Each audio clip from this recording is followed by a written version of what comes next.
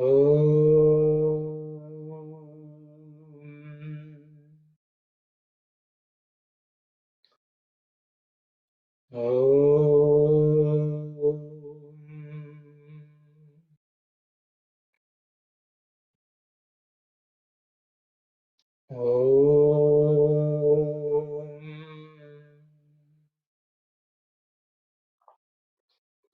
Ram.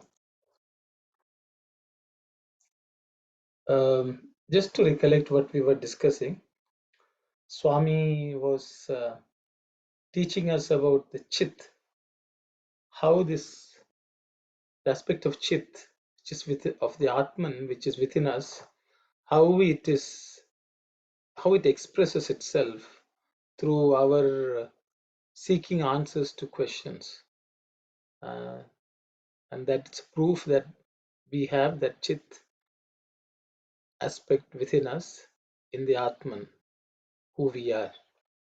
So I think I'll stop here. I will ask the sisters to continue from where we left off. Sairam. Now for the third, Anandam. Even beasts and birds crave for joy without any prompting or persuasion from others. They make every effort to win it. Not one of them craves for grief or pain. They make every effort to escape from the pain and grief and put an end to them when they become unavoidable. As man, no further elaboration is necessary. He seeks unbroken joy at all times and in all acts of activities. At no time, at no place, at no stage of life does he desire grief. He prays for the joy and happiness of himself and his kindred through whatever worship he offers, or whatever bhajan, spiritual singing, he shares in, or whatever vows he fulfills or rites he performs, or pilgrimages he undertakes, or gifts he makes for spiritual merit. Why? When the body suffers from any illness and the doctor prescribes a medicine to cure it and make him whole, man wants even that to be sweet, soothing, and pleasant. What is at the root of this desire? Man is fundamentally happy-natured, Shuka Swabha. Bliss is his very personality. He is not of the nature of the body he occupies. He is the Atma. Happiness is the nature of the Atma. That is why no one is surprised when you are happy, and they are not inquisitive about your happiness, for it is something natural to you. Surprise arises only when you observe something that was not there before. What you see every day does not arouse your curiosity. It comes only when something unnatural happens or is observed. Thank you very much, sister. So Swami is explaining to us that we are a spark of the same Akshara Parabrahma, and that Brahman has Sat, Chit, and Anandam, truth, awareness, and bliss. And he's trying to point out, that those aspects are within us also, in some small or insignificant way. So now he has come on to the third, which is the Anandam, and he's explained to us. So I will stop here and I will open it up for discussion for anyone to share any thoughts, comments they have. Saira.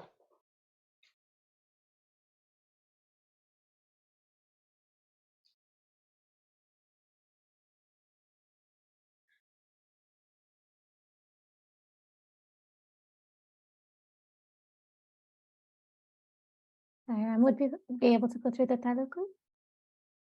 Yes. Saira Manti.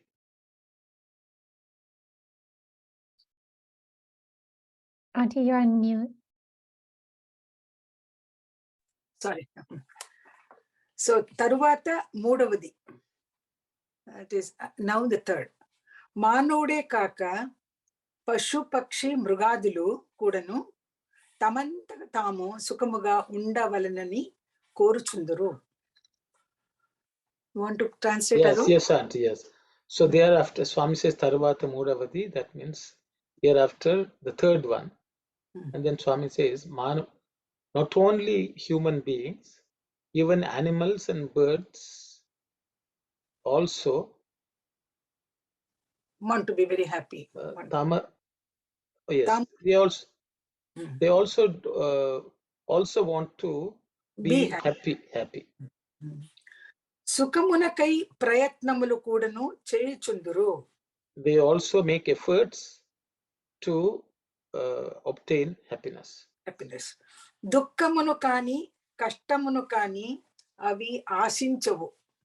They will not desire for either sorrow or for difficulties. వచ్చినను తప్పించుకొనుటకు ప్రయత్నించుదు.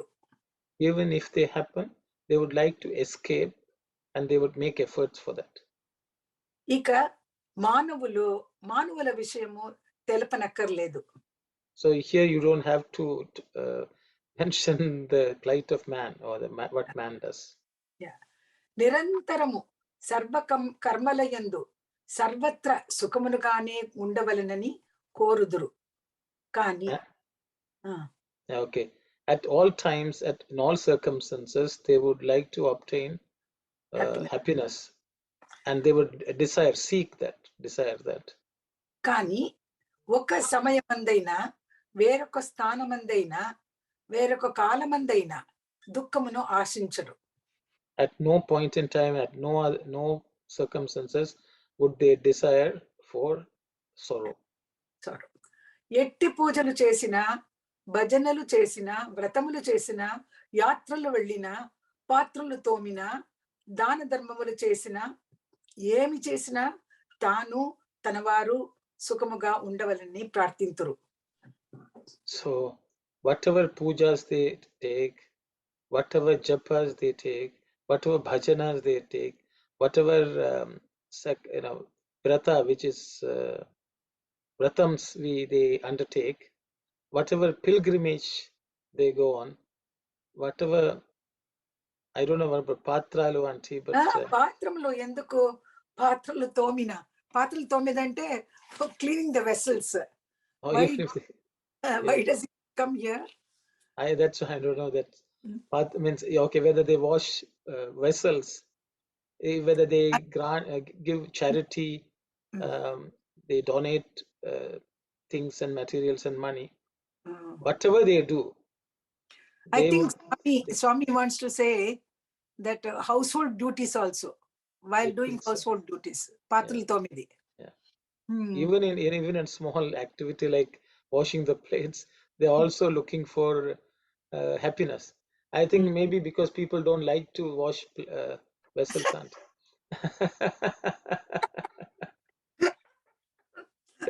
Because they don't want to wash. So I think maybe so. And some people are so obsessive about keeping things clean. That also they are seeking. Here తనవారు సుఖముగా ఉండవలెను.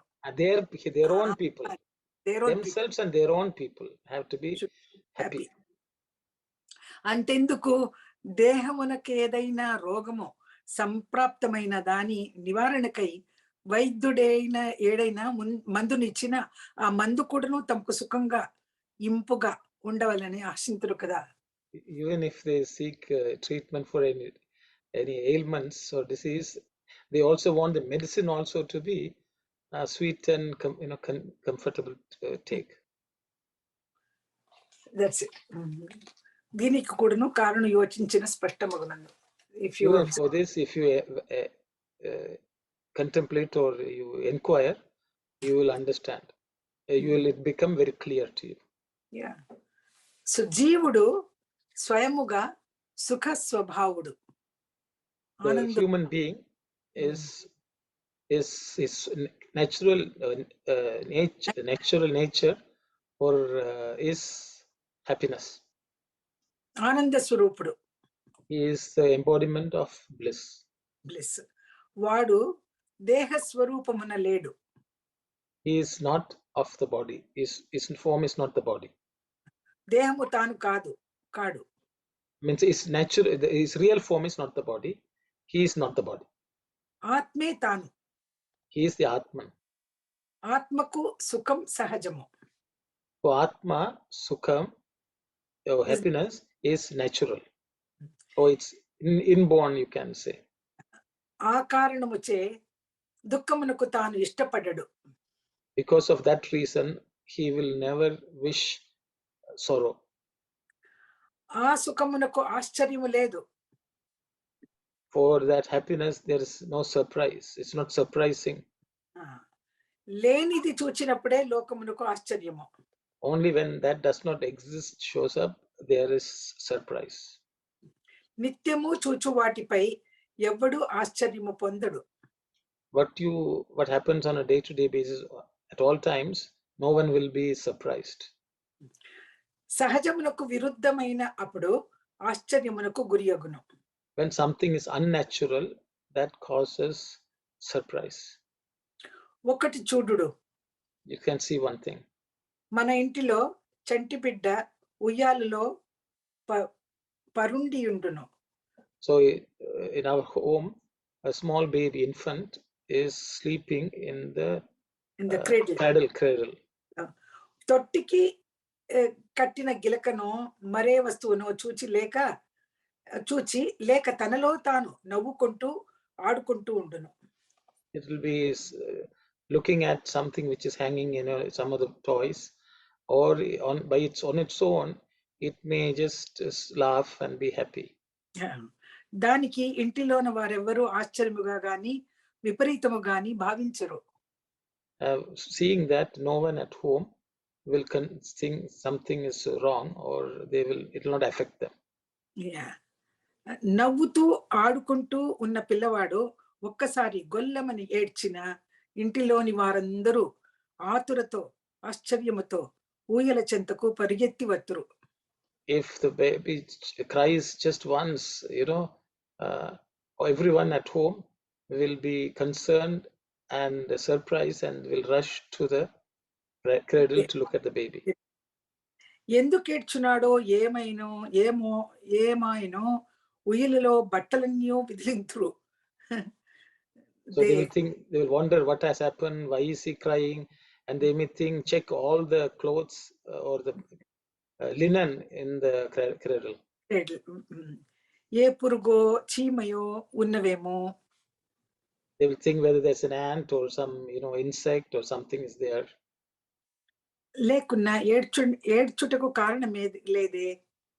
Otherwise there should not be any reason for the baby to cry. అని కంగారు పడుదురు. They will be concerned or they will be worried about it. ఇది చిన్న బిడ్డలకు కల ప్రతి ఇంటిలోనూ నిత్యానుభవము. This is a daily experience in any home with small children. కిలకిల నవ్వుటకు కారణమేమని ఎవరు ప్రశ్నించలేదు. No one will question when a baby laughs. ఇప్పుడు కొల్లమని ఏడ్చిన దానికి కారణం వెతుకుచుందరు. They will always seek the reason for a crying baby. I think that stops there, Yes, that's it. Is there not one more sentence? మొదలు మనము దీనికి కారణము యోచించి చూచిన ఆనందము వానికి సహజమన్యు దుఃఖము అసహజమన్యు మనకు తెలియచున్నది. So if you inquire into this phenomena, you will understand what is the reason for bliss and what's the reason for sorrow or grief. Swami is saying that it's natural for human beings to be happy. Unhappiness is it's something which is unusual. Basic nature of human being is to be very happy. That Chit Ananda. Ananda is our nature.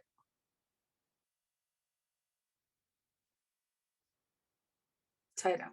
Sairam, thank you, Auntie. What is tamantata? Tane, that is by themselves. Okay. Koru chundunu means Desire? desiring or wishing. Wanting, wishing. Wanting.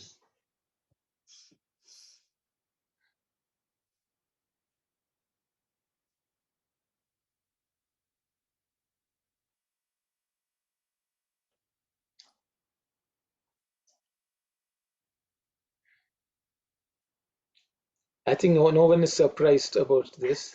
So that itself shows that everyone is Ananda Swarupa. Happy.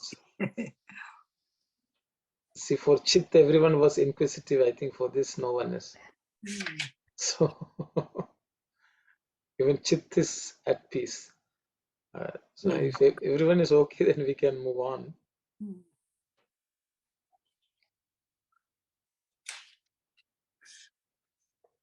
Sairam, Yes, I'm a little confused and just want to generate some discussion where yes. it says he is the Atma and happiness is the nature of the Atma. But isn't Atma supposed to be beyond happiness and grief and all of that? Atma is supposed to be a state where none of this matters anymore. Sairam. Sairam, thank you very much, sister. A very good question. Is Atma above happiness? I think that's the question sister is asking. Yeah. Anyone would like to share your thoughts, please?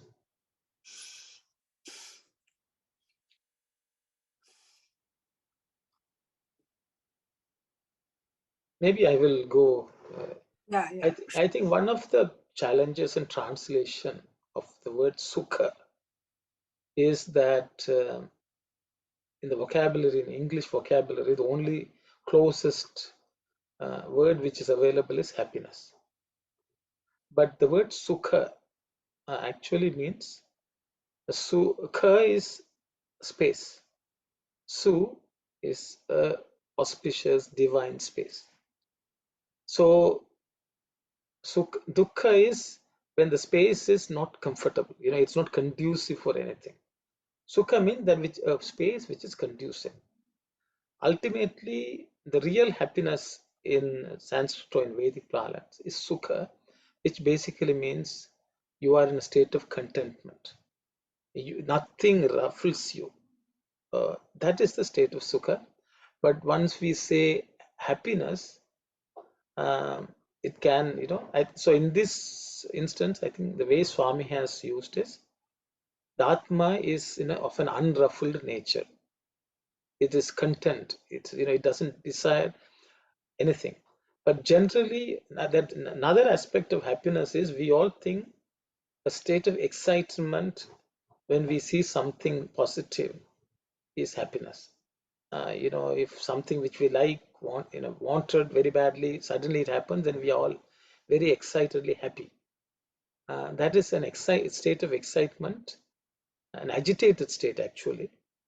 People want to dance, sing, all that. So that may not be the state of Atman, is my understanding. Whereas Atman is just of a contented, unruffled, peaceful state. So I think that's what is being referred to here, is my understanding. But I will stop here and I will ask others to share or comment.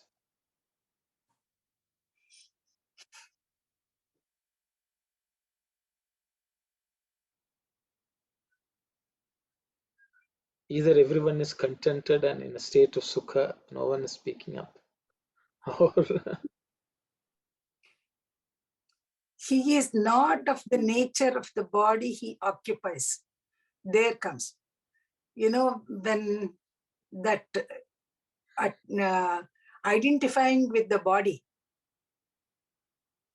then he feels this sukha or dukkha. But for the pure Atman, there is no dukkha, there is no sukha. He is beyond all of this. Only when he is identifying himself with the body-mind complex, then he goes through this sukha or dukkha. I think so. Sairam. Sairam. But Auntie, it says happiness is the nature of Atma. Yeah, it is the nature of Atman, but we forget. we forget that we are Atma, that we are for a divine. We forget it. We are always thinking that this body, this mind, that Jivatma which is in the body, it feels all the pain and other things, not the real Atma, the embodied soul. We are all upadhis. The body is there for that Atman. So far, so long as we are in that upadhi state, conditioned state, we go through this sukha and dukkha. The pure Atman is always happy. Can we think of it like this, like the because I guess Atman is beyond words and beyond even the mind and comprehension. So any words that we use to describe it would be inherently, there would be some flaw to it. So it's not necessarily that the Atman has these qualities, because it doesn't have any qualities. No. But rather we feel these qualities when we approach the Atman. Like, can we think of it that way? Like, for example, like if we approach fire and we touch fire, we get burnt and we feel uncomfortable because we went too close to the fire. So that feeling of burning is in us. It's not necessarily in the fire. Or I'm not sure, or like even the feeling of a cool breeze, the coolness that we feel and the comfort that we feel is in us. It's not in the wind. The wind is just there. Okay, thank you, I'm Kalyani. trying Thank to you. understand that too, because what is happening is there's nature. The Atma has a nature. I don't think so. Atma has what is here we are trying to understand what is Atma, the nature. But Atma is I always believe this is we are part of divine, and what is the why the nature is coming? I don't understand why they are trying to define now. Is Atma is a nature? Sai Ram, Mhm. this is Sapu Sai- auntie.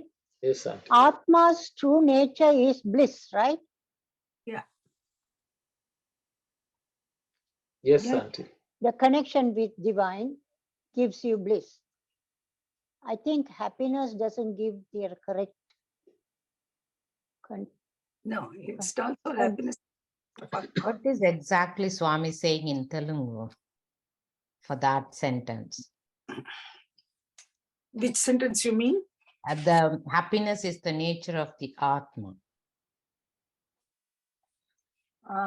Where is it actually? It starts that happiness is the nature of the body he occupies. He is not of the nature of the body he occupies. See, I think, auntie, I think these are the sentences which is causing some. Okay. Which one? Jeevudu. See, I think Jeevudu. Sukha Swayamuga Sukha Swabhavudu. That is one statement. Yeah, man. Then another statement, I think, Atmaku Sukham Sahajamu. Yeah. Okay, so there are two sentences. Okay, Swami is once he's saying human beings have Swakha Swabhava. Sukha Swabhava. Okay, then Swami is making the statement Atma Sahajam. Sukha is a Sahaja state for Atma. Atma, yeah. Okay, so these are two statements. Man is fundamentally happy natured. So that is, man is happy natured, but an inherent quality of Atman is happiness. Sahajam, it's natural. These are two statements. So I think, so we feel now Atman should be beyond Sukha, and why is Swami bringing Atman down to Sukha? I think that's the question everyone is concerned. Shouldn't Atman be above Sukha? So I think the way man understands Sukha, and the Sukha at the Atmic level, as Sakwanti has said, Sukha at the Atmic level is bliss, an unbroken stream of bliss. Is bliss happiness? Or, I think that's another question which we have to ask. As Kalyani already mentioned, we are only thinking through the mind. So at the mental level, what we consider Sukha, is what we, by equating this also, Sukha Swabhava of the Atma. I think that's one way to put it. Yeah, then it comes to the body, mind when you are using it, Exactly. comes to the mind. Yes. So that is, he is not the nature of the body he occupies. That sentence clearly says that Atma Sukha is it's his bliss, is beyond all these things. But since we are connecting that with our body and mind, then we feel that.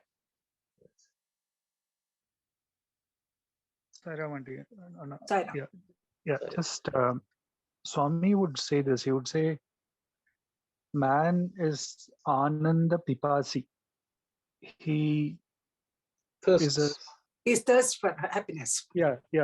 He thirsts for that. Like Anna was saying, or Sister Kalyani was mentioning, or the other points coming in, it is when we are talking about happiness, our mind immediately says, what is opposite of happiness? Sadness. But that is at the level of the body. When we go at the level of the Atman, there is only one. And when there is only one, you cannot use a second one to describe that one. So again, when we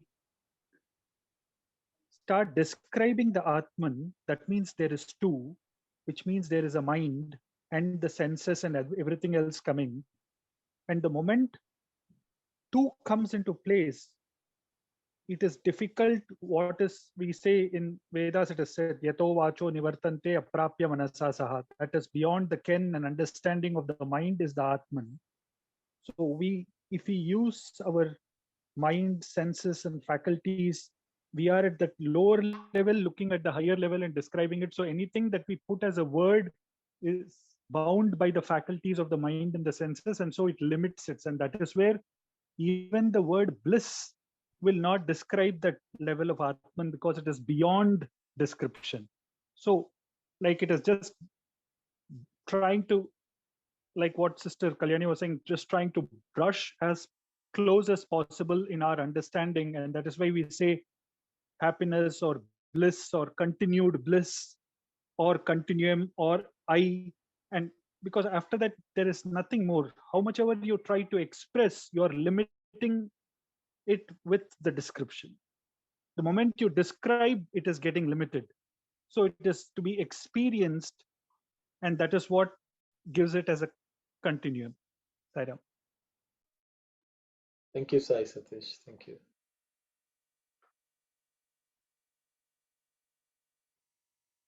So the Atma is, we can say, it's a blissful state all the time. All the time. When you trying to identify anything, that's body. only the happiness and sadness comes.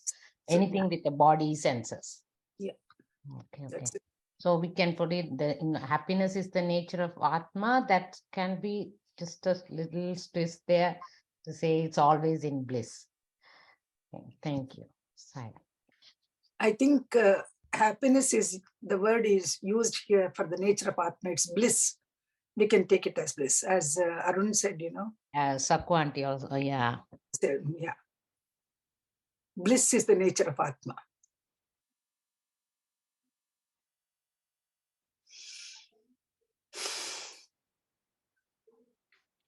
I hope everyone has reached a state of Sukha Swabhava. So if there are no other questions or comments, then we could move.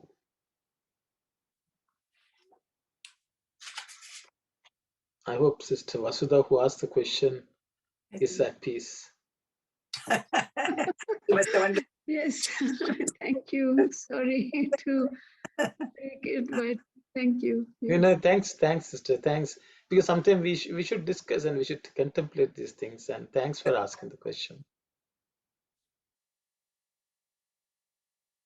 Brother, that sentence also, shall we try to understand a little more on that? Surprises arise only when you observe something that was not there before.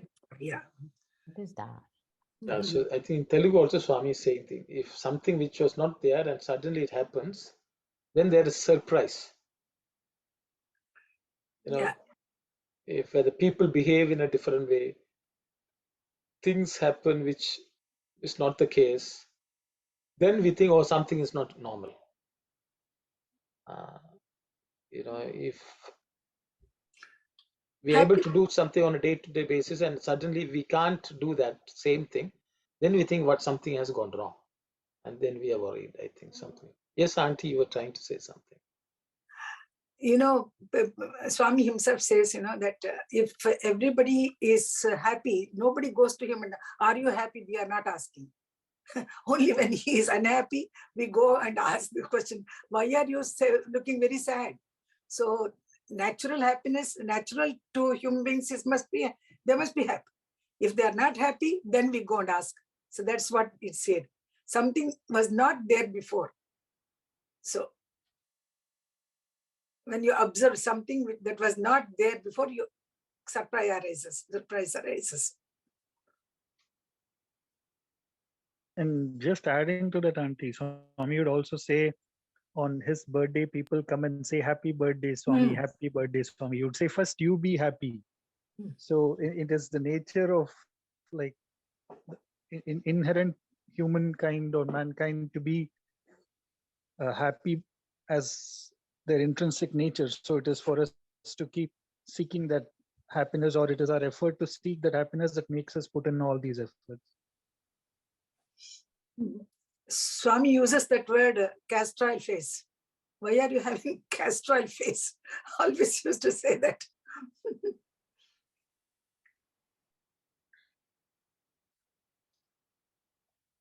Yeah. Okay, so if Just any one other thing. questions? Yes, Kalyani.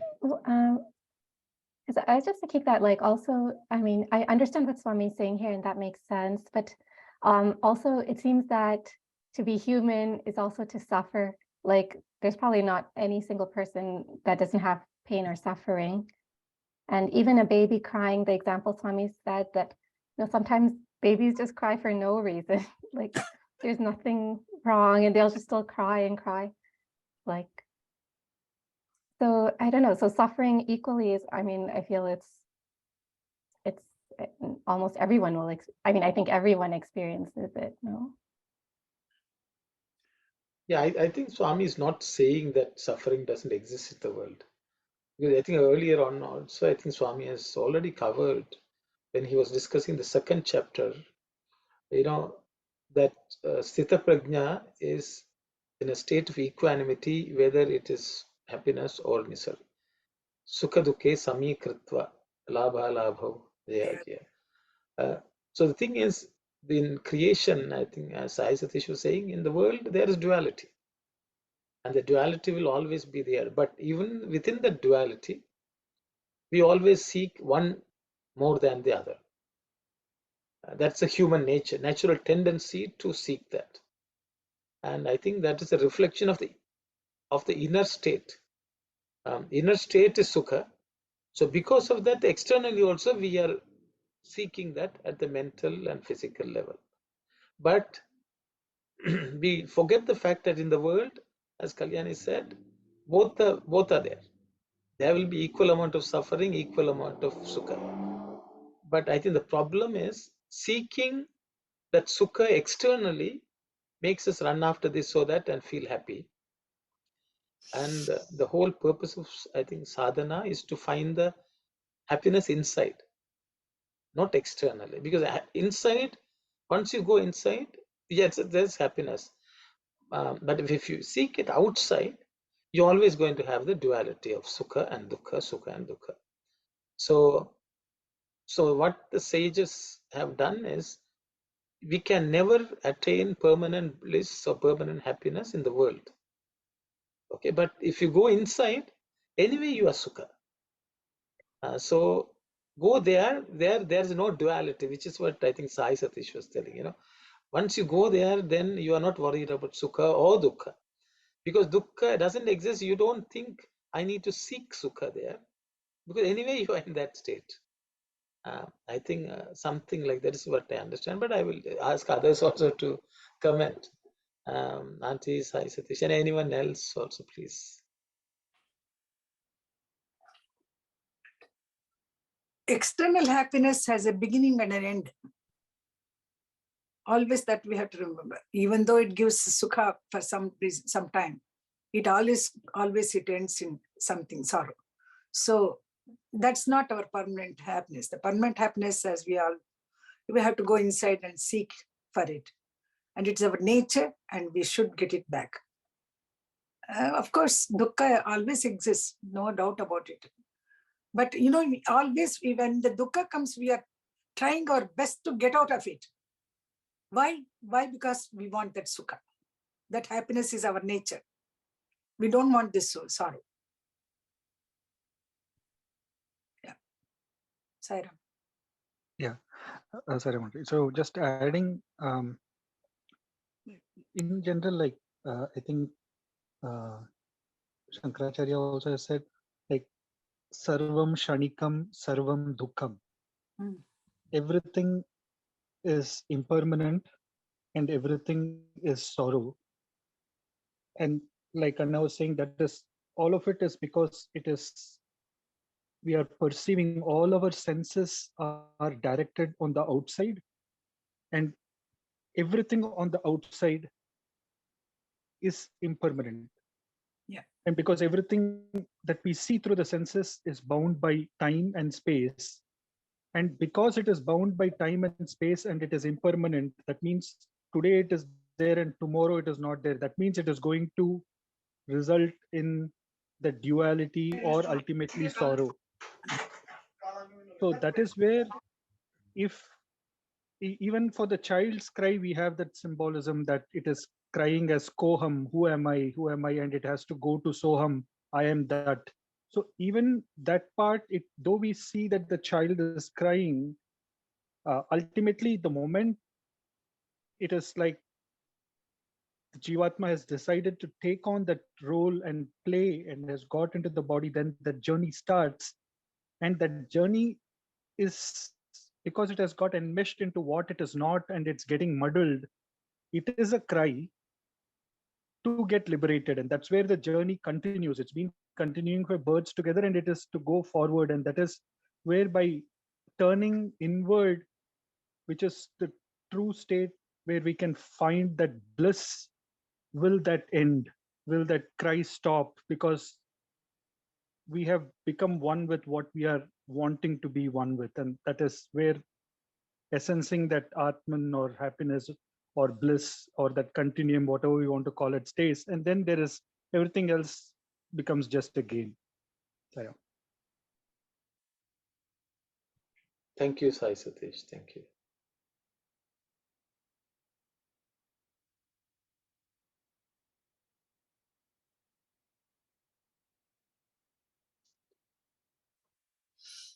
I think the same thing applies to the previous chit also. Because inside it's all knowledge, outside also we want knowledge, but that's why we seek for information.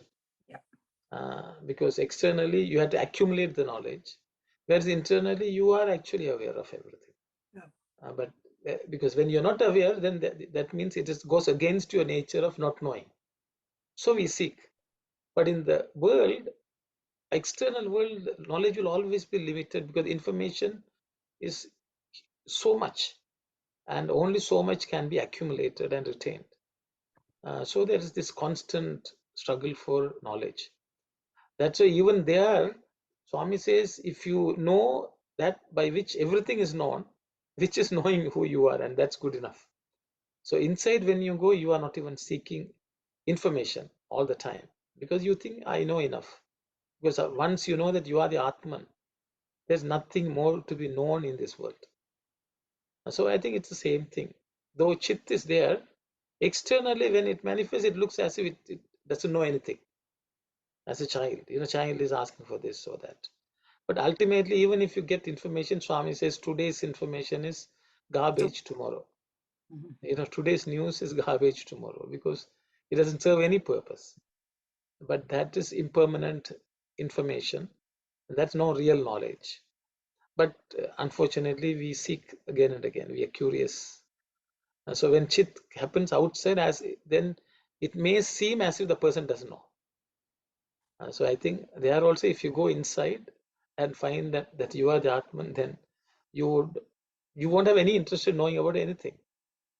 Whatever happens in the world, they will just smile and be there. I think that's the state of jnana. Sairam, this is Sai Ram. Sapwanti. Yeah, I was listening to Sai Sadish. He said that outer world, the happiness and sorrow, they're bound by time and space. At the same time, the bliss cannot be bound by time or space. It will grow and grow and grow. It will never diminish. Am I right? Yeah. I'm asking Yeah. confirmation whether my understanding is right, basing on what Sai Sadish said. So Sai Satish, I think the question is for you. Oh no. No. He said the happiness that is you be derived from the outer world Yes. is bound by time and space. Yeah. I'm asking the bliss state when you go within, that cannot be bound by time and space. No, not at all. Is that right? Yeah. Yes. Yes. Okay, that's what I was Yes, asking. yes. Thank you. Thank you. You Auntie. put me in the jail. No, Auntie. I told Sai Satish too, When we are in the nature of Satchitananda, Yeah. then that bliss cannot be limited to time or Okay, space. yeah, because you are going within. Yeah, within. Yeah, you're experiencing divine. But does that bliss grow, or is there no growth there? It's just Kalyani. Does it grow, Sai Satish? It means the idea is to go to a stage where it doesn't grow or diminish. It is at state. So initially it is, of course, Yeah. like it starts with, if I'm able to sit for meditation 5 minutes today, I did 5 minutes today, then it goes to like 10 minutes and 15 minutes. So the joy accomplished, or the thing is, there is that inner joy that I've been doing. But then when that sadhana goes on and on, then it comes to a level where we are not looking at, oh, I have gained something or I've lost something. It is just being in that state, being in that space. Being in Then that state. that is where, that is where. Because sometimes we attend like a bhajan session or the satsang, this satsang itself for that matter, when you say, oh, time has gone by so quickly. Yeah. Just because at that time, because we are in that moment, literally that time and space didn't exist.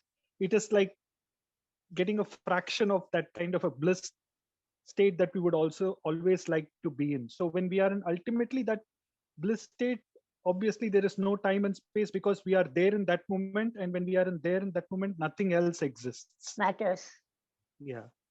Or everything exists. Like for Swami giving darshan, for that moment when he smiles at the devotee and takes a letter from that devotee, it'll look for that devotee as if Swami took avatar for him only. Means Swami would give literally that kind of a feeling, because he gives himself 100% in that moment. So being in that moment and living in life from moment to moment and enjoying that as a continuum becomes bliss, something of that kind. Sarah Manna, this is Janani here. All this talk of space, right? The word "come" actually means space in Sanskritam, right? So sukha is like ease in your space, like sthira sukham asanam, right? And dukkha, actually it refers to like the axle of a wheel, like the tight, this thing. So it's like a tight space, literally a tight space or a bad space. So that's even in terms of like the meaning of that word, the past few thoughts that were expressed make sense. The sense of space, right? Inhabiting a space with ease. That's what is dukham also. Thank you, Janani. After a long Thank time. you. I think we discussed this sukha as a good space earlier on also. Thanks for confirming. And I think just to add to what Sai Satish said, Swami, whenever this issue of, is it more which has to grow or less, Swami always quotes from the Upanishads, Purnamada, Purnamidam, Purnat, Purnamudachyate. It is full, that is full, this is full. From full, if you remove, fullness only remains. So it's like the ocean. Does the ocean ever grow when the rivers flow into it? Ocean is ocean. It's so huge that it neither grows nor does it go down. I think those are examples Swami gives for that state of bliss, which is complete. Brother, to attain that state of bliss within you, then that is, you cannot express at the time, right? So there's no time and space. Thank you. Excited. So, Can you clarify how dukkha means the axle of a wheel or something? She was saying. I think Janani only has to say where's the axle and where's the wheel. Dukkha. What was that, Anna? What was the last bit? You said dukkha is an axle of the wheel. How is dukkha an axle of wheel? Is it to me? Is it the definition of dukkha, or you are just No, it is the actual definition of dukkha. Actually, what Sai Satish said earlier, sarvam dukkham, sarvam kshanikam. It comes from actually Buddha wrote a statement, and in when Buddha made that statement, what you know as dukkham has now become sorrow, but actually dukkham in ancient India of Buddhism was first the name for that bullock cart order, that axle. Oh, that was called dukkha? Dukkha, yeah. Now, of course, it's not relevant in the modern world because we have our own dukkham in every form. You don't have to look at the bullock cart axle too. But that is like one of the meanings, like a thesaurus meaning or whatever. Okay. So what I think Kalyani she is referring to, dukkha means the space is restricted, constricting. Exactly. Exactamente. Yeah. Sukha means it is just expansiveness. Dukkha means you narrow it and restrict it, block it. So it's a constriction. And if you even see, I mean, I think Anna, you've been teaching Sanskrit and learning Sanskrit. You see, when you say sukham, it flows, but dukkham, like it stops you there, right? Like there is a double K if you were to write it in English. Yes. There is a small ik sound and then a k. Like that itself is like something constraining you. So that's the sense. Basically, you can't breathe. So dukkha means it has already constricted your free flow of air. Whereas sukha, like in Tamil they say menna pudikkirathu, that sort of a thing, like holding you, right? That's so symbolic, and like when people go through tough times, like they have lost a near dear one, time becomes stagnant. It doesn't flow. So it's like time or prana or space, everything stagnates when it is like dukkha, and there's a free flowing when it is sukha. So yeah, I think the sound, it sounds itself express the experience, and dukkha, so very nice. So narrow space, when you're caught, you can't move. It's like a prison of that sort of experience, dukkha. And thanks, Janani, for that clarification. I said Shankaracharya. It should be actually. It should Buddha. Thank you. Buddha. Sarvam dukkham, sarvam kshanikam. I mean, I'm sure Shankara would have agreed with Buddha on that matter. So. When Shankara himself was Prachanna Buddha, he was called. He might have taken it. If both of them identified with Atman, I don't think there would be any issue. Between Shankaracharya and Buddha, if we take it as Atman.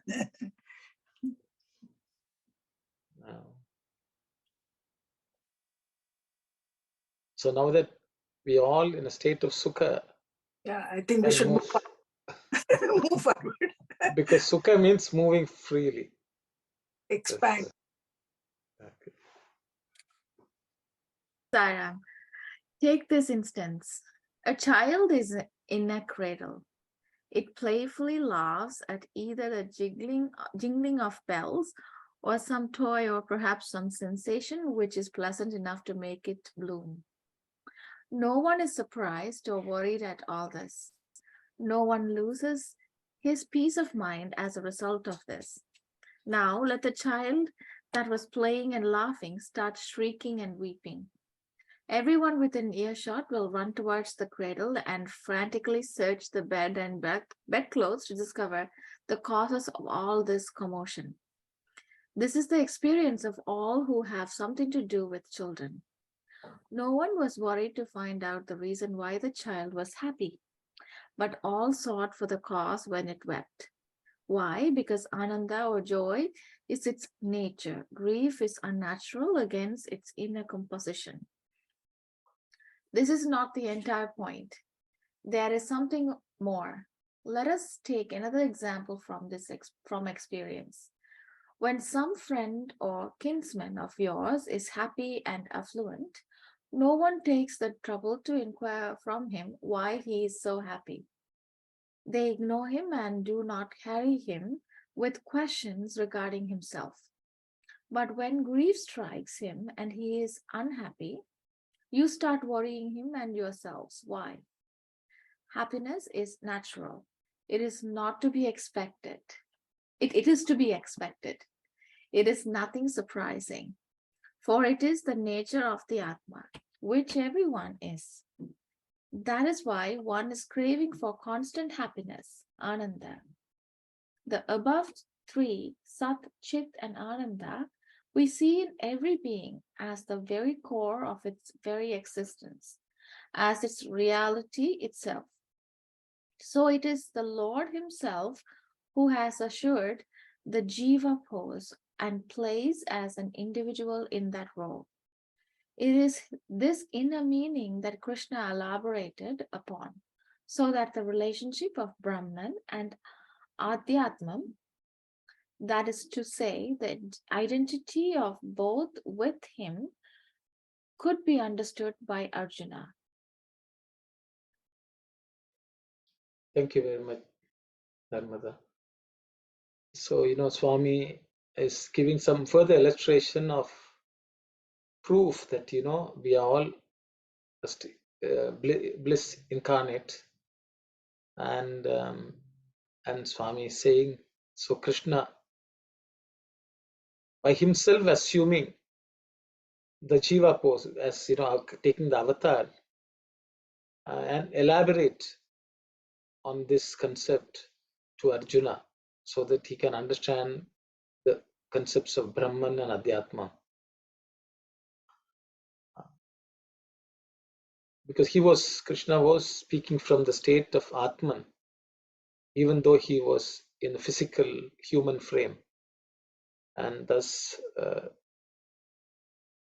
helping Arjuna understand it. So I will stop here and I will open it up for any comments, questions, remarks, thoughts. I think one of the thoughts expressed there reminded me of this funny thing, right? Nobody will go to an astrologer and say, I'm going through a very good time. When will it end? You go to an astrologer because you're going through a particular problem. Nobody, the opposite, right? Somebody made this joke, and I was thinking of this when this point was expressed earlier. It's like going to the doctor and saying, I'm so healthy, can you check why it is so? Yep.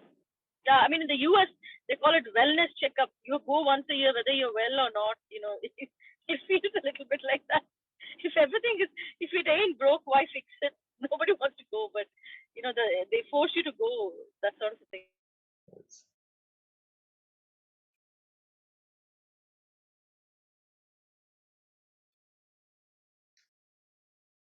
I think we did part of this paragraph in Telugu. Yes, yeah, we did the first paragraph already in Telugu. We So did I it. guess the question is continue with the Telugu for the second and third.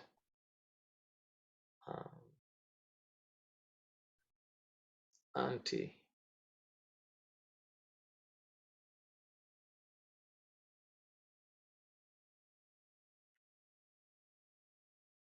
Is Auntie not there or? She just turned off her video for a second. Yeah, Oh, there she sorry, is. sorry. What you want me to read the Telugu? Continue, Auntie. I think we have already read that. The first But paragraph. the small, yes, first part I have already read, Auntie. Read, You have to, yes. This is not the entire point. Anandamu, I think Anandamu Vaniki Sahajamani. Okay. ఆనందము వానికి సహజమనియు దుఃఖము అసహజమనియు మనకు తెలియచున్నది. So from this we understand that Ananda is inborn, natural, and Dukkha is not natural, unnatural. Unnatural. ఇంతే కాదు మరొక విషయమును కూడాను ఉదాహరణమునకు తీసుకుందాము. Not only this, we will take another example and consider that. ఎవడైనా మన మిత్రుడు లేక బంధువు సర్వసుఖములతో ఉండిన ఎందుకయ్యా నీవు సుఖంగా ఉన్నావు అని ఎవరు ప్రశ్నించరు. You know, if a friend or one of our relatives, if they are happy and doing well, we will not go and ask them, why are you so happy and doing well? ఏమైనా దుఃఖముగా ఉండిన ఎందుకు విచారంగా ఉన్నావు అని ప్రశ్నించరు. If the person is sad, then we will ask them, why are you sad? ఇవి కూడా సామాన్య మానవులందు నిత్యము చూచుచున్నవే కదా. Don't you see this on a daily basis in your life? వీటికి కారణమేమి? What is the reason for this? సుఖము సహజమనియు దుఃఖము అసహజమనియు స్పష్టమగుచున్నది. Sukha is natural and dukkha, sorrow is unnatural, is very clearly seen. సుఖము దేనికి సహజమన్నా ఆత్మకు. Sukha is natural for who? It is for the Atma. ఆత్మ సుఖ స్వభావము కలది కనుక నిరంతరము సుఖమనే కోరును. Because the Atma is on a state of Sukha at all times, it will always seek that state of Sukha. ఆత్మ సుఖ స్వభావము కలది కనుక నిరంతరము సుఖమనే కోరును. పై మూడింటిని ప్రతి జీవి యందు ప్రత్యక్షముగా నిత్యము మనము చూచుచున్నాము. The above three, we are seeing that we experience it in our daily life all times. కాన దేవుడే ఆత్మస్వరూపమున జీవతత్వమును వహించి చరించుచున్నాడు. So God, taking the form of a jiva, which is a human form, he is explaining this. Correct. ఈ అంతరార్థమును పురస్కరించు కొనియే కృష్ణ పరమాత్మ పై చెప్పిన బ్రహ్మ అధ్యాత్మమును స్వరూపములు రెండును తనవే అని అర్జునునికి నిరూపించినాడు. So taking this as a means, Krishna is explaining to Arjuna that both Brahma and Adhyatma are the same. These two are same. Himself. Tanave, auntie, rendunu tanave means his, is it, auntie? Yeah, his. Both are his. Both are his. Brahman and Adhyatman both are his. Yes, of course. Brahmatmika Swarupa, the identity of Atma and Brahman are same. That's what Swami. Oh, sorry. So the identity of Brahman and Adhyatman? Yeah. Yes. Okay. You can call it Adhyatman or Atman, same. So I think Swami is basically saying Brahman and Adhyatma are same as I. Okay. Okay. Swami has already talked about the I principle. That I principle is Brahman and it's Adhyatman, it's the same.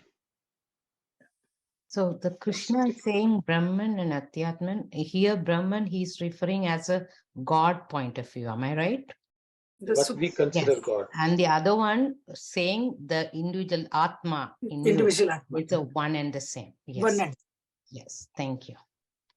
So where it says anu swarupa swabhava mulu, like does that mean anu? Does that mean like also swarupa and swabhava, or எங்க வந்தது அனுஸ்வரூபம்? the last sentence Krishna Paramatma ரெண்டுமே தடவை அனி அனி அர்ஜுன அர்ஜுன அனி அனு இல்லம்மா அனி. அதுக்கு auntie, above auntie.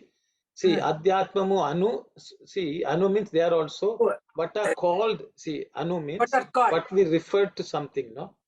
In Tamil, equivalent is Andra, you know? என்ற You know, something like that. That you call it the Adhyatmam, you call something, that whatever you call, that those two are the same. so oh called. so So called. So called. So so called. the Anu means so swarupa called. so okay, so the swarupa swabhava which we call Brahma and Adhyatman is none other than I. Exactly. When we refer ourselves to the I. That's why, you know, Tattvamasi. Tattvamasi, Tattvamasi, exactly. And Tattvamasi, Aham Brahmasmi, all that. Yes. Mahavakyas. So this itself proves that, you know, Geeta is nothing but, you know, the Upanishads distilled. The essence of the strength.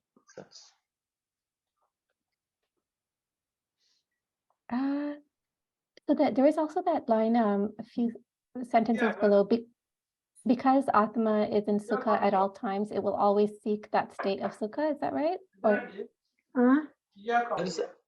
One minute. What did he say, Kalyani? I think a few sentences before the last sentence. Because Atma is in Sukha at all times. In Telugu, I think it's Atma Sukha Swabhavamu Kaladi. Kaladi kanuka. Yes. Atma sukha swabhavu kaladi kanuka nirantaramu sukamane koruno. Koruno means desire. Desires, Yes. but I Seeks. You can say seeks also. Wishes. So, why should the Atma seek? seek. That's what is also. Seek. So Atman, if you point the Atman is inside, it's already in Sukha. Externally also, it is, when manifest through mind and body, it will look for the same thing. Oh, okay. Okay, so externally also, that is why human beings are running after joy or, you know, again, running away from it, because inside that's the state. Oh, okay. So it's not that the Atman is seeking, but it's the mind and the body that Exactly. Exactly. Your mind and the body. See, if the Atma, Jivatma is externally focused, it will seek the same thing externally also. But it doesn't realize that it is already so. So when you are deluded by Maya, you don't see that it's like someone wearing the glasses, going everywhere looking for glasses, because they are used to wearing glasses. If a person wears spectacles, and you know the spectacles are, you know, not available, they will look for the glasses, you know, something like that everywhere, but they don't realize they already have the glasses. Okay, so within in themselves, so it is something of that sort. So when you externally focus, you are looking for the same thing which you already had, but when you look outside, you lose it, then you seek. But if you look inside, you will find it, and then you will not seek anymore. So I think Koruno is, I think you are asking, why should Atma look for it? Because it's looking for it because it is deluded that it has. It deluded that it doesn't have it. Okay. So the standard, I think, Kandhabharanam, you know, where somebody who is wearing a necklace is looking for the necklace everywhere, but they don't know that they are wearing it. You know, something. Yeah, and actually Swami would give the example of the Kasturi Mrigam, where that deer, Kasturi, it finds this beautiful fragrance emanating in the forest. So it goes around the whole forest searching for that source of that fragrance. And at the end of the day, it is very tired, and it then sits down under the shade of a tree and puts its head close to its own self, and it sees that actually the fragrance is emanating from it. So it is like that, where we go around the world seeking happiness outside, and at the end, when we really go towards our inner self, we find that actually happiness or bliss is emanating from within.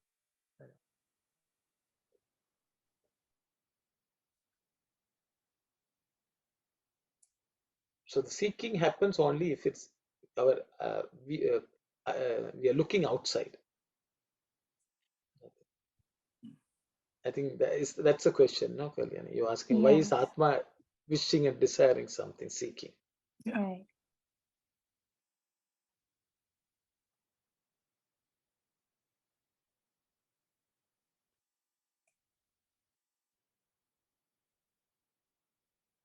Another story, Swami also say, one day somebody found one old lady searching something on the street under the street light. Yeah. The person asked, "What are you looking for?" She said, "No, I'm looking for the needle." What has happened? Oh, it fell down. Where did it fall down? Oh, it's inside the house. So then you said, then you have to look for it inside the house and you'll find it. Don't come and search outside. So it's something similar. That too, she is searching the needle in the hay. A heap of grass is there, and she is searching this.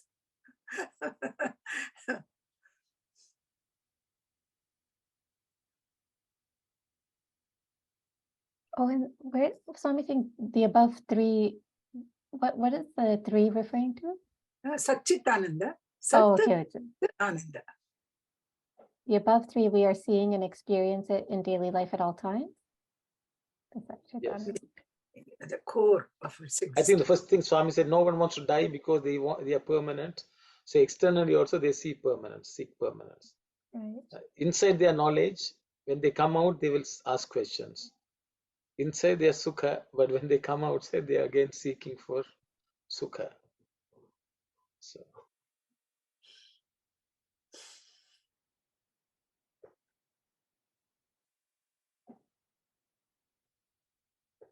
Brother, yes. Krishna showing Brahman and Adhyatman, that is what is Arjuna understood there. I just wanted to try and understand there. What was the message was given to now Arjuna? I think just like us, Auntie, I don't know whether Arjuna fully understood it then. He's saying, he's telling in such a way that Arjuna can understand. Yes. Could be understood. But whether Arjuna understood or not, we should ask Arjuna.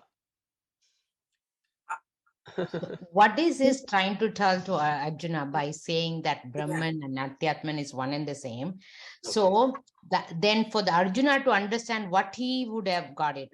He and he's not God. So what is the understood? Like I'm trying to understand that. Okay, very good. Yeah. Can I go? Arjuna, yes, Auntie, you go ahead. In the Akshara Parabrahma Yoga, the chapter, Krishna is explaining to Arjuna, I am imperishable Brahman in everything. Underlying current is I am imperishable. Even though I am present even in the perishable also. Ksharam also I am there, Aksharam also I am there. Then he explained about Adi Yagna, Adi Daivika, Adi Bhuta, and Adi Yagna. Adi Yagna. All these things I am there. Arjuna, understand, I am the permanent, imperishable Akshara Brahma. I am there in everything. That's what he is trying to tell. And they say, and at the end he says, you and me are one. Brahman and Adhyatman are one. He is trying to explain to him that I am present in everything. Yes, Brother Tasan, please go ahead. Yes, Sai Ram, brother. So we are all Atma. Even Arjuna is Atma too. So Lord Krishna trying to explain to Arjuna, Atma is Paramatma. So I am the one inside you. So all the actions and everything, I am the one taking place, not you. You are just a body. Thank you, Sai Ram.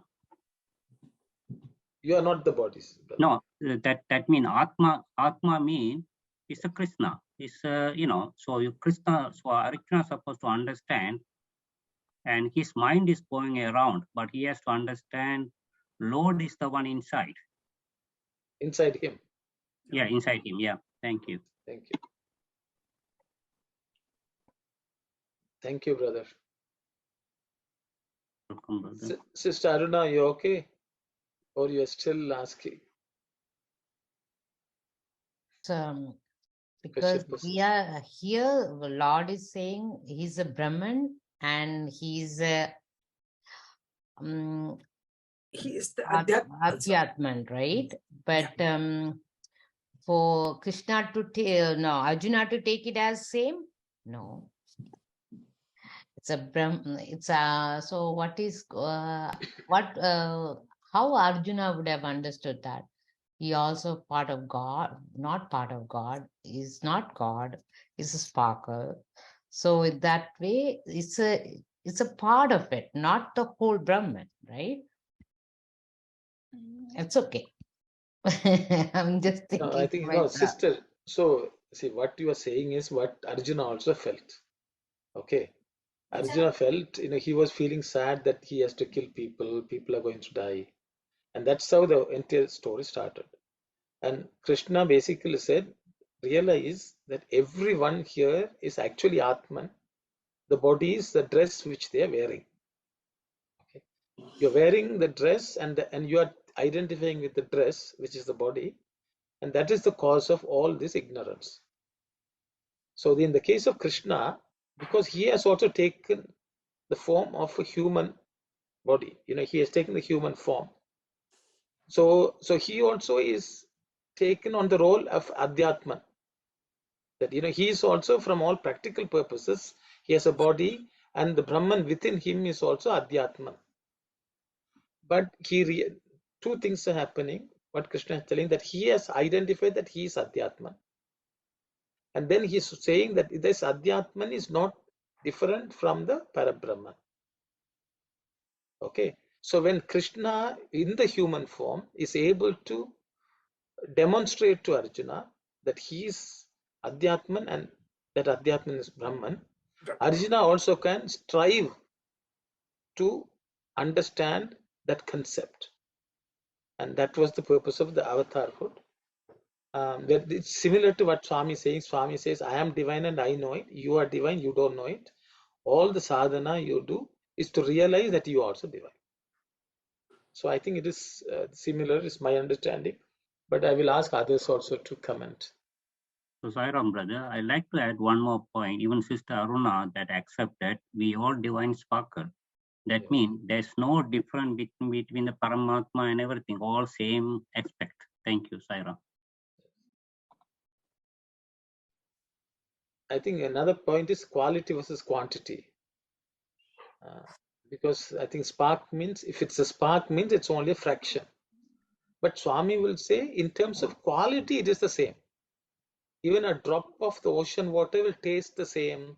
It will have the same wetness. Okay, same qualities. Even though you don't have to be the ocean to have that quality.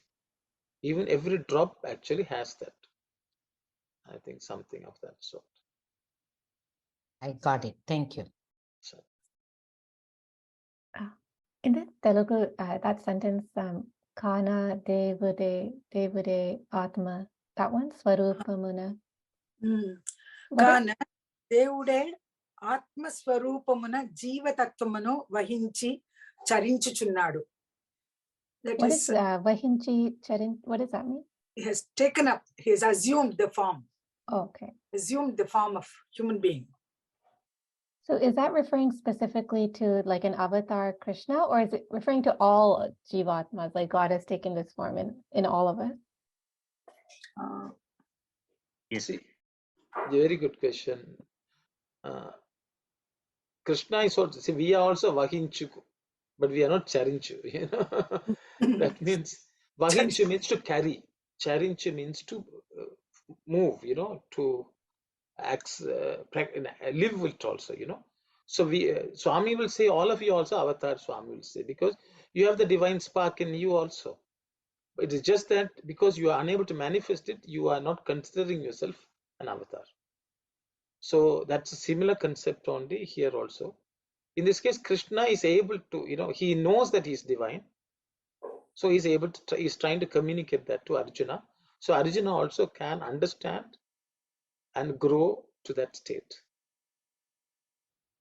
Vahincha means carry, So flow, Take- vahati, that kind of thing. taking on Taking a, on. yeah. and Charincha, you said, what does that mean? Just to move around. Move around. Charinchevi. So one thing is we are all carrying the Atman within us, but we are not moving around like Atman. Atman. We are moving around like human bodies. Oh, That means in how we are living is identifying ourselves as the body, not identifying ourselves as the Atman. As the Atman. so is it Thank the you. Atman? Thank you. That is very clear. Actually, here Kana Devude. Devude means God himself has taken up. God himself has taken up the form of a human being, and he is Moving about. moving around. Which is what Swami says, I have come among you and to move about as a human being. So that you will also understand what it is to move around in the human form with the divine, identifying yourself with the divine. I think in this sentence, Krishna is referring to himself. Devude, Nene Vachnan, I have come. When he's saying Atma Swarupa Muna, what does that mean? Muna, that part? Atma Swarupa Muna means In the real form of the Atma. So God in the real form of the Atma has taken on the Jivatma? Is that right? Yes. Yeah, he has taken the Jiva pose.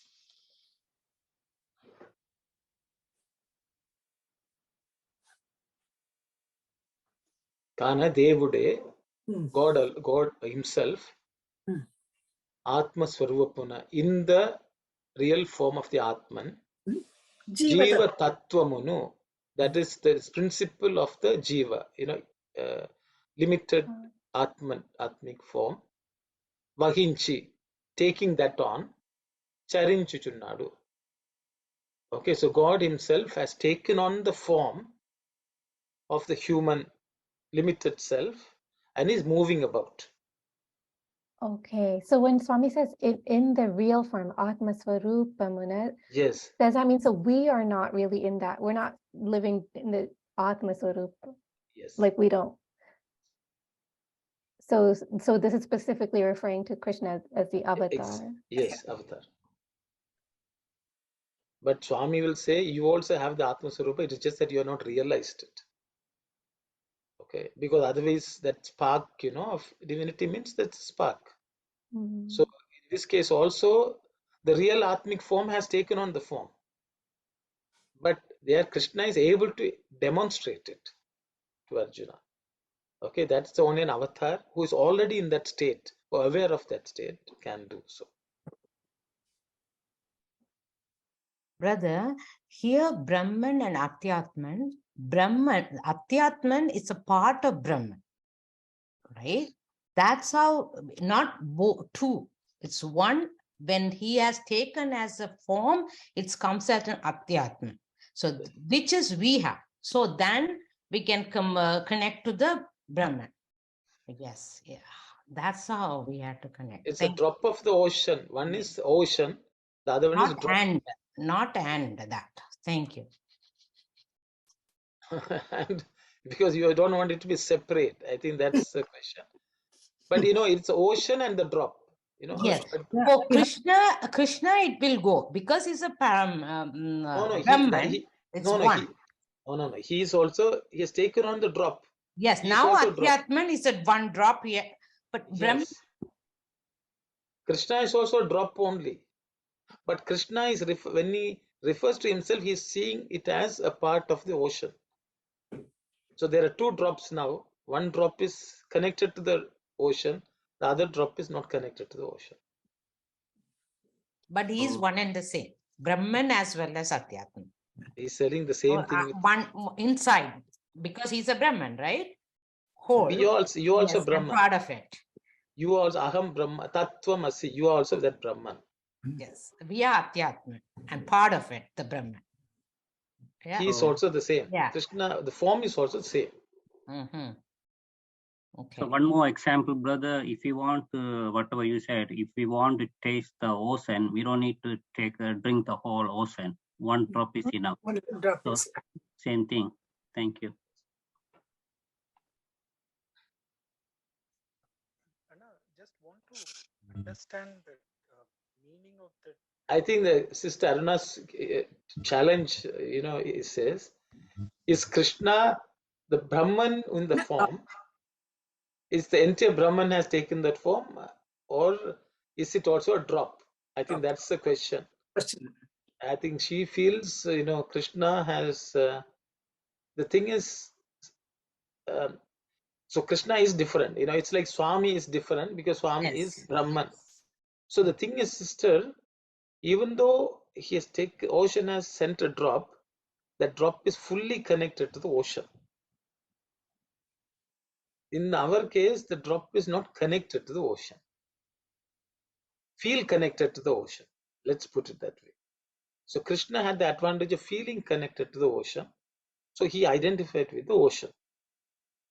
In the drop which is separated from the ocean and not connected to the ocean will feel it is different. So that is the slight difference between the avatar and the normal human being, is my understanding. I hope that satisfies your Yes.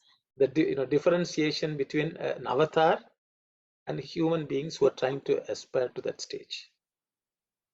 Yes. Yeah. Okay. So Anyone? Yes, brother. Just brother, one more example, brother. Even Swami addressing the devotees, he never say ladies and gentlemen. He say Atma Sarupa. So everyone. Yes, very nice, brother. Very nice. That's right. So he is only seeing us as Atma Swarupa. It is not. We also don't see us as Atma Swarupa.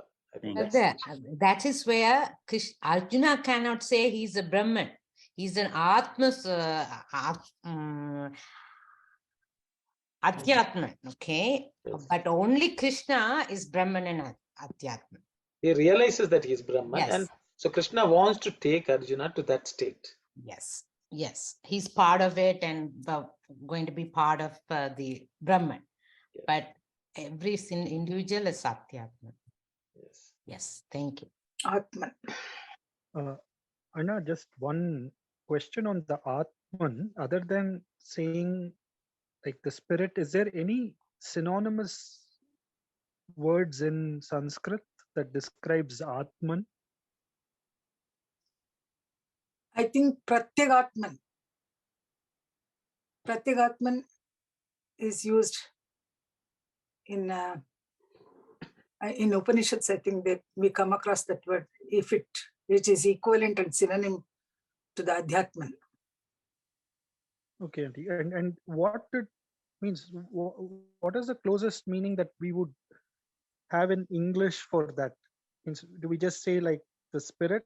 Means if we have to dwell on what Atman is, what would be the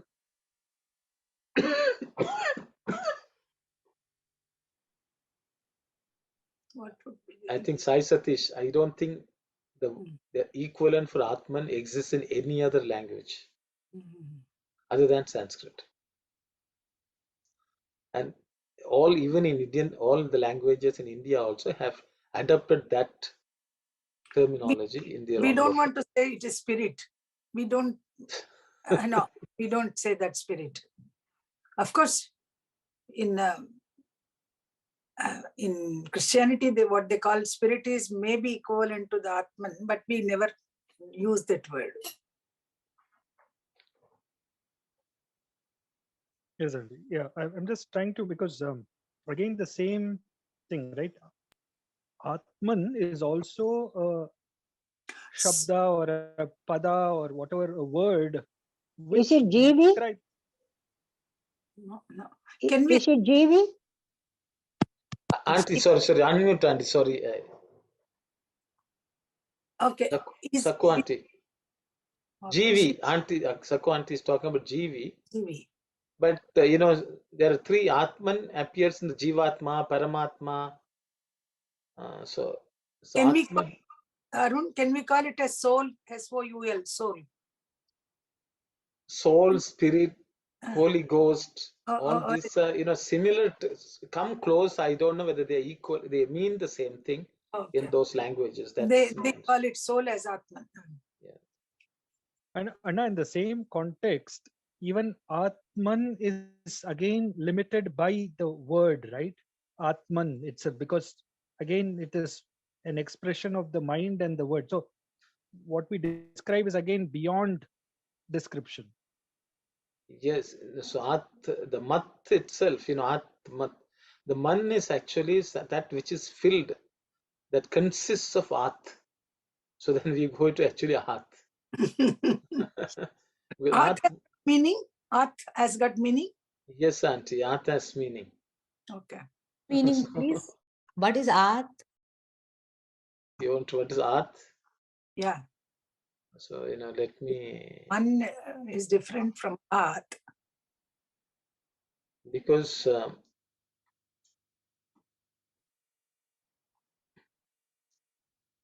at means from this, afterwards, what is, you know, something like that. That means that which originates from something, you know. Okay.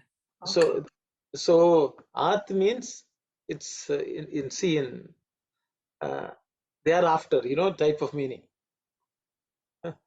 Mhm. Athato jajna, you know, Atha- so in everything they will start with athato, means Hereafter.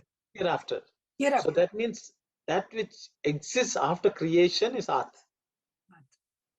and whatever is filled with that is atman. In Sanskrit, ah means something originating from something is ah, Oh, you know. So that which has come to be from something is that from ah, from something. Paramatman to Atman. From Yes. Paramatman to Atman. If it is. So the But creation, but it's yeah, it's ah. but we, sorry, Anna, please go ahead. Yes, go ahead. Go ahead. No, I was just going to say, but in Paramatman, you again have Para and Atman, right? So I'm just Yes. trying to understand the subsets 2%. So no. So Paramatman actually basically means something has come to be. Then it says that which is beyond that Atman. Paramatman means that which is beyond what we see as Atman.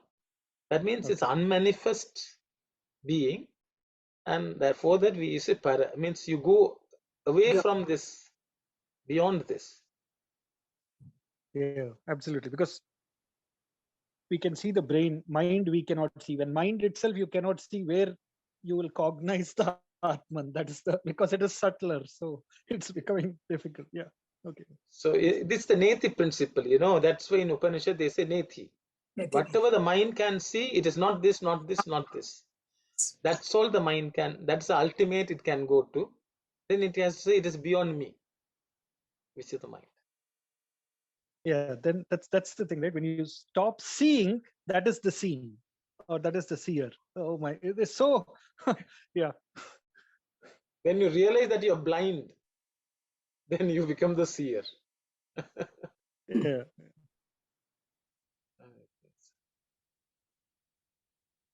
So you know that's why you see, you know, the words. That's now if you go to soul, it does not have the same essence of what the word Atman.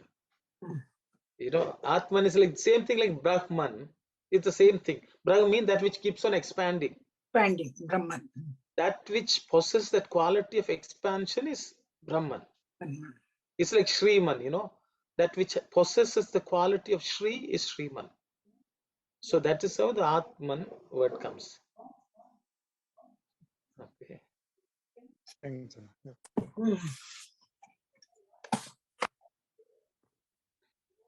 Oh, 4:30. Oh, it's 4:30. Yeah. It is already full. Time and space, we are in the. Sukha. So we have reached the state of dukkha. But I think because we are talking about dukkha, I would like to request something from all those who are attending.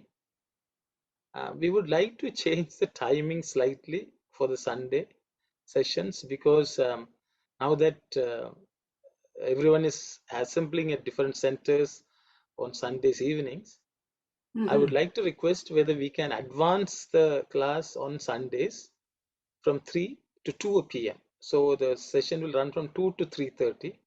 So that way all of us will have time to wind up the discussion and then go to centers for 5 or 6 when the programs are. Yes, I'm okay, brother. So if there are objections, please let us know. We'll look for other times. If everyone is okay, we will have the session from next week onwards at 2 o'clock. This is all about dukkha. Restrictions of time. I hope everyone is okay with such suggestion. Sorry to spring it out of the blue. No, it's okay. Okay. That's the nature of this world, There's always things are not smooth. Fine. Coming and going. Coming and going. So I think so we will all meet At with 2 o'clock. bliss, filled with bliss next Sunday at 2 p.m. Okay.